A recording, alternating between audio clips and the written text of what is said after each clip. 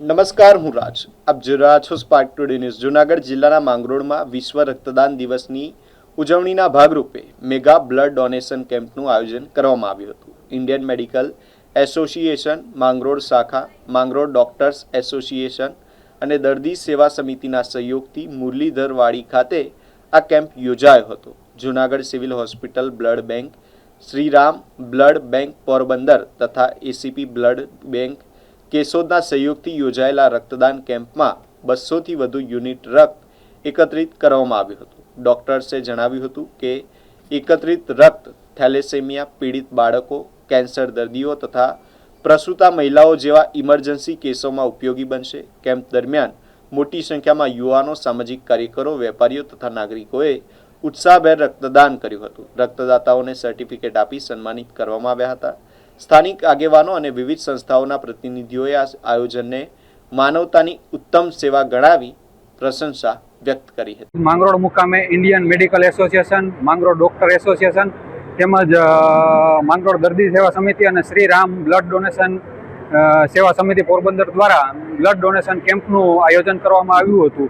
આ નિમિત્તે અમારા માનખેતરા ગામમાંથી 30 થી 35 યુવાનો દ્વારા સૌ સાથે મળી અને બ્લડ ડોનેશન કરેલ છે. તેમજ માંગરોળમાં અલગ અલગ ધર્મના અને અલગ અલગ સમાજના લોકોએ મળી અને બ્લડ ડોનેશન કાર્ય કરેલ છે.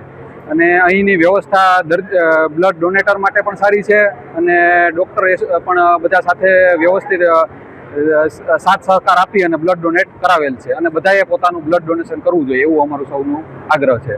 હું doctor L S Makwana, secretary Mangrol medical association.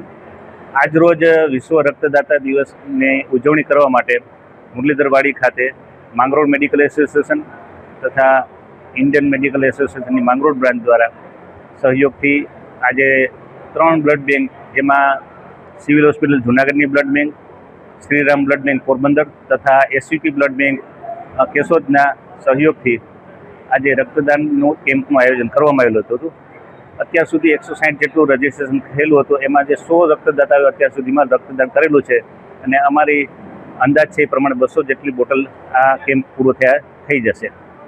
આ રક્તદાનમાં જે એકત્રિત કરેલું બ્લડ છે એ સગર્ભા મહિલાઓને, મેડિકલ ઇમરજન્સીમાં થેલેસેમિયાવાળા ગ્રસ્ત બાળકોને વિનામૂલ્યે પ્રોવાઈડ કરવામાં આવે છે. આ તકે હું તમામ શહેરના નગરજનો, નેતાઓ, લીડરો તથા સ્વૈચ્છિક સંસ્થાઓ અને અમારા પત્રકાર મિત્રોનો હું આભાર માનું છું. તથા સ્વૈચ્છિક સંસ્થાઓ, NGOનો પણ ખાસ માનું છું જે આયોજનમાં અમારે સહભાગી થયા છે. આ કેમ્પ અમે અગાઉ પણ કરી ચૂકેલા છે અને આવો નવો સહયોગ રહ્યો તો અમે અવારનવાર આ કેમ્પ દ્વારા બ્લડ બેંકનો બ્લડ એકત્રિત કરી અને પ્રોત્સાહન આપો. નમસ્કાર, હું Prakash Makwana, civil hospital Junagadh ART counsellor તરીકે આજે મેડિકલ એસોસિએશન માંગરોળ તરફથી જે બ્લડ ડોનેશનનું આયોજન કરવામાં આવ્યું છે એમાં અમે જૂનાગઢ સિવિલ હોસ્પિટલમાંથી આવીએ છીએ. બરાબર, વર્ષોથી મેડિકલ એસોસિએશન આવી રીતે બ્લડ ડોનેશનનું આયોજન કરે છે અને ખૂબ સારી રીતે એનું આયોજન હોય છે.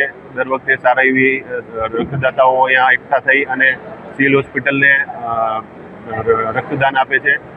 એ રક્તદાન અમે ત્યાં આવતા સગર્ભા બહેનો, જે પ્રસ્તુતિ દરમિયાન આવતા બહેનો, સગર્ભા બહેનો કહેવાય એ, તથા થેલેસેમિયાવાળા બાળકોને અમે ત્યાં વિનામૂલ્યે ફ્રીમાં વધુ આપીએ છીએ. બરાબર, એ સિવાય અમારે સિવિલ હોસ્પિટલમાં જૂનાગઢ જિલ્લાના તથા આજુબાજુના જિલ્લાના લોકો પણ અવારનવાર આવતા હોય છે. તેમને ઇમરજન્સીમાં કોઈ પણ જાતના રિપ્લેસમેન્ટ વગર અમે રક્ત પૂરું પાડીએ છીએ. બરાબર, તેમજ અહીંયા જે રક્ત એકઠું થશે એ બધું અમારું પહેલેથી જ થેલેસેમિયાવાળા બાળકોને તો આપવાનું હોય જ છે, પણ સગર્ભા સ્ત્રીઓ તેમજ ઇમરજન્સીમાં આવતા દર્દીઓને પણ વિનામૂલ્યે અમે આપીએ છીએ. તેમજ આ જે મેડિકલ એસોસિએશન દ્વારા જે આયોજન કરવામાં આવે છે એટલે અમે મેડિકલ એસોસિએશનના સિવિલ હોસ્પિટલ તરફથી આભારી છીએ કે તે દર વર્ષે આવું આયોજન કરી અને અમને સિવિલ હોસ્પિટલમાં આટલી રક્તદાન એકઠું કરી અને ગરીબ દર્દીઓ માટે આપે છે.